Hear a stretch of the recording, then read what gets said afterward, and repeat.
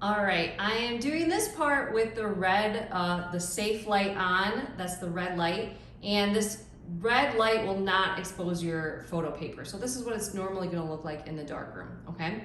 Now, before I do this next part, which I'll turn the lights on for so you can see a little bit better, I need to make sure that this is my contact proofer is completely covered with light, okay? So that means I need to raise up the lamp head and I need to focus so that this entire contact sheet will be exposed, okay? Now, usually you have it on outlight time so that if you set it to 6 seconds, it will, and you hit the button, it will count down to 6 seconds and the light will turn off. For our purposes, we are going to change it to outlet focus and notice that the light went on, okay? Now notice that it is very, very small, okay? And it's not covering the entire contact printer, okay? So I zoomed out a little bit so we can see this a little bit more. So again, I have to make sure that the lamp head goes up. So remember that I have to unlock it here and then I can move it up. And notice that the light is spreading more and more. Okay, I have the aperture open. And the other thing I could do is focus, okay? And notice that the light is getting bigger and bigger as well. So it's those two knobs, you focusing to make sure that the entire thing, and then getting tall enough to make sure that the light is covering the entire thing, okay? Now my entire surface is covered with light, and now I can go to the next step.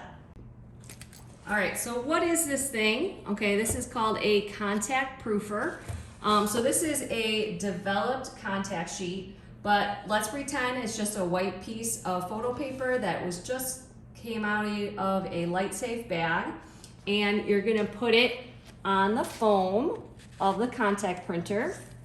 Then you're gonna take your negatives that are cut up in your negative preserver, and you're gonna put it in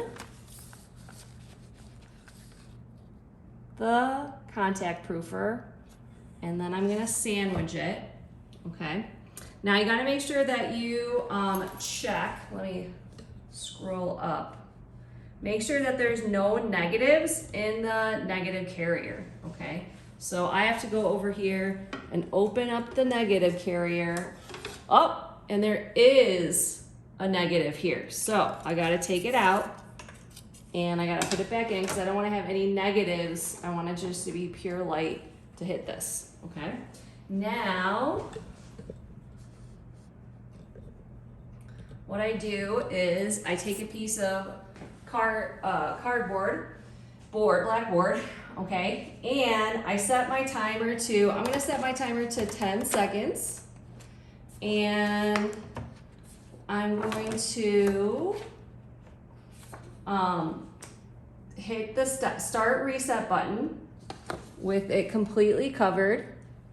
All right, I'm going to press the light, so it's going 1, 2, move.